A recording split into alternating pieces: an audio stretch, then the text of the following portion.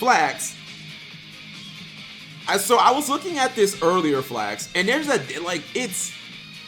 it's a deck that like seems cool, but like kind of mid, and I don't know what to make of it. Hold on, let me see if I can find. Here it is. Here it is. Is this? Hey guys. Would I ever play Flu? Yes. Because I feel like Flu can actually be I would consider Flu if I felt like it was a meta call. My thing is like I'd have to test Flu against like the main, like I don't know if Flu's matchups are like super great right now. Like if I play Flu enough and I like really learn it and I'm like, yo, I can beat the top 3 decks, like I'd play it. You know what I mean?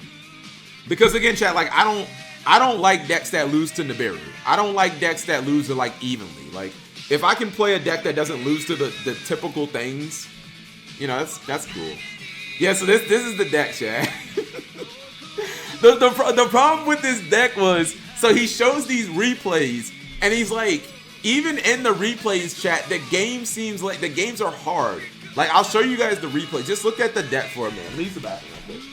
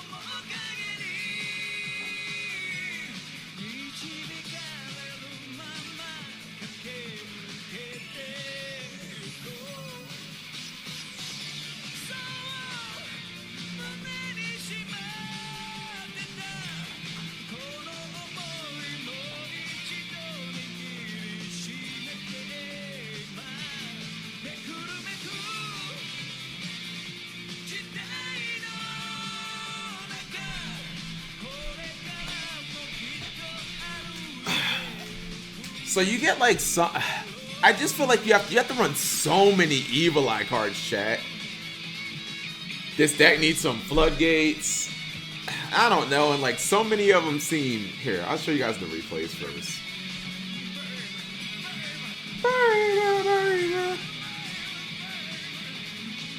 Wants a duel on stream, says Divine Pass. And you guys tell me, like, are these convincing or compelling? I feel like they weren't. The first one's against MathMech. You know, his opponent does his stuff. Also, since people won't stop playing this freaking weirdo deck, when you detach the diameter, do you still have the negate? I'm under the impression, chat, that like you don't have the negate at that point. That the diameter has to stay on the C to like have. You do have the negate or you don't? So he has a lot of cards here. So he gets hit with the Trishula negate. He's gonna chain book, I guess, to try to bait the negate out. The effect is it's only for the turn. Oh, I know that. Okay, so like this is kind of a cool interaction, chat. His this field spell, this equipped, because we don't play those in Yu-Gi-Oh anymore. He gets his, this is the card that I guess like starts the entire deck basically. He's able to get to that. So that's kind of cool. Gets his double dump. I don't know what just happened there, but he was able to reborn Cerzio. I don't really know how. Then he's using the MST. Then he summoned that monster. And he just passes, and then he's going to quick link into the effect Veiler. And I'm just like, that's cool, I guess. He can turn that off. Defeat brings it back.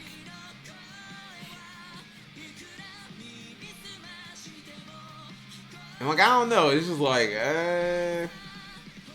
let's see what his opponent does. The best way to... Oh, he talks about invoked a lot. He basically says it is invoked. So he loses there. And once again, you get your double dump. Normal summon, get the Dark Bridish card.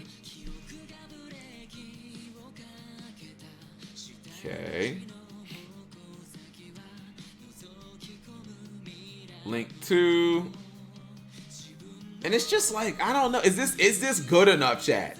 So this is a turn 1 board. I'll just say this. This is a turn 1 board getting uninterrupted completely. And I'm just like, it's 3 disruption. Like, this is a turn 1. You did not get interrupted at all. You got everything you wanted. And I'm just like, does every Yu-Gi-Oh deck does every deck in the game just do more than this? You know? Yeah, you don't lose the evenly because, yes, you do have a way of stopping it evenly. So he gets hit with Cosmic. There goes his Dark Bribe. I played versus that. There's an Ash. There's a Book of Moon. And then once you book them, you're praying, chat. Dude, you are praying that these 2 cards are not extenders. I mean, I guess he does get the quick link so he can still pop a monster, chat. Does this card get multiple attacks, chat? You guys tell me. I feel like this card gets like multiple attacks or something like that. Because he kept attacking, and I'm just like, does it get to attack like 3 times or something? Maybe I'd have to read the card. Because it used to be they couldn't make the Link 3 like at all. And this is a game where you just win because of draw. You know, you draw your opponent. They're not able to really do anything. I feel like he still could have did more, maybe. I don't know.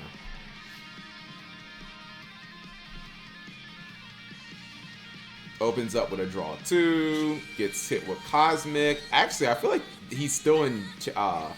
he's still like close to losing this game, if I'm not mistaken. Having 1-card engines like Branded Fusion and Nadir Servant let this deck play more complete games. He doesn't get the draw because of pot. So when you're saying add 1-card engines, Flax, are you saying like play Branded in this deck, or I get Nadir Servant, I guess. I don't know. He goes into the extra deck a lot. You know what I mean? Yeah, he goes into the extra deck actually a lot. He nibs him there. Play Eldritch. Dude, I think Eldritch Dragoon is like kind of spicy. If I'm being honest, like it sucks to play the bricks, but like you want to talk about a deck that just doesn't care at all. And then this is a game where he was like getting completely wrecked. And then he gets this best top deck and gets back in the game. And I'm just like, does this prove that the deck sucks, chat? That you needed an absolute perfect top deck to like come back? Because to me that would prove like your deck's not good. But so he's if you guys are like, who is this guy? He's supposed to be like DB top 50. That's the whole reason he's on the channel. He's currently like Dueling Book top 50, which for whatever it's worth, I don't know. Yeah, he's DB top 50. So that's like the whole reason he's here. I clicked on Master Dinnerflax's Twitter to find Infernoble stuff, and I found weird thing. Oh, I don't. The math player through. Okay, well, now we have cash. I think he's. Wow, that's a terrible board. That's a really bad board. Gets Imperns. Okay.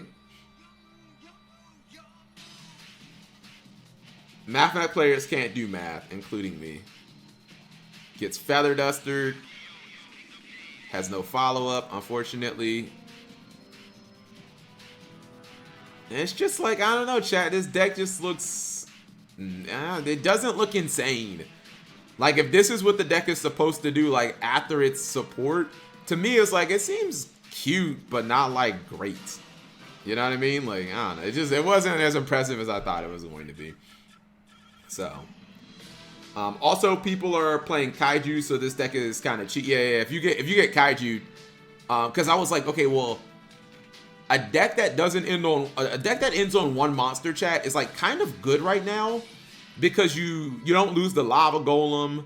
You know, it's even better if you end on a Link monster because you don't lose the Book of Eclipse. But You could also get hit with a Kaiju. So, you know, because some people are just going on a Rise Heart pass so that they don't lose the Lava Golem. So I don't know. But yeah, I think Dragoon could be kind of cool in Eldritch because they kind of conflicts with Skill Drain. I don't know. At least they're showing good players like Sanctil and Motorhead. Oh, okay, so you're saying you know these players on Dueling Book. That's good, that's good. Gets nibbed. Yeah, I don't dispute that these are like competent players. I just think, I don't know, man. You know, like, does this deck do anything insane? Like, I don't know. Is it a Cap G deck, chat? Like, you guys tell me. Gets hit with Book of Eclipse, draw 2. You know what I mean? Like, these games still seem very hard to me. And I don't know if I want to play a deck where, like, every game is super hard. You could kind of say that about... Nah, I wouldn't even say that about Runic. Games aren't hard with Runic, chat. They're just, like, they're not fast. Because people don't quit against, like, Runic. What is a Cap G deck? A Cap G deck is a deck that doesn't have a lot of... Like, a deck that doesn't lose to Nib. Oh, my God. Look at this. You get impermed and just end on Cerzio Pass. Like, decks that don't rely on the extra deck all that much, Flax. Yeah, decks that don't rely on the extra deck. Decks, I mean, honestly, the deck I'm probably going to describe is Labyrinth. Like, decks that don't get nibbed. Decks that don't rely on the extra deck all that much. Decks that play a lot of trap cards. Although I have been really looking at Trap Tricks, because, like, Trap Tricks feels like the... What are we listening to? Just a bunch of anime openings? Yeah, Trap Tricks kind of feels like the low-key, underrated deck of the format. You know what I mean? Especially if people are playing less and less Nib. Like, and that can kind of play around Nib anyways. Unchained used to be that underdog. Trap Tricks is way worse. So I was thinking that. Now I'm not so sure. Level 1, because like Andre Torres played Trap Tricks and went undefeated. Like, there's a lot of Trap Tricks. Go Google or chat. Go on YouTube and search Trap Tricks. Or just search like Trap Tricks top. Like, it's a lot of people topping with Trap Tricks. Now I'm starting to be like, I don't know.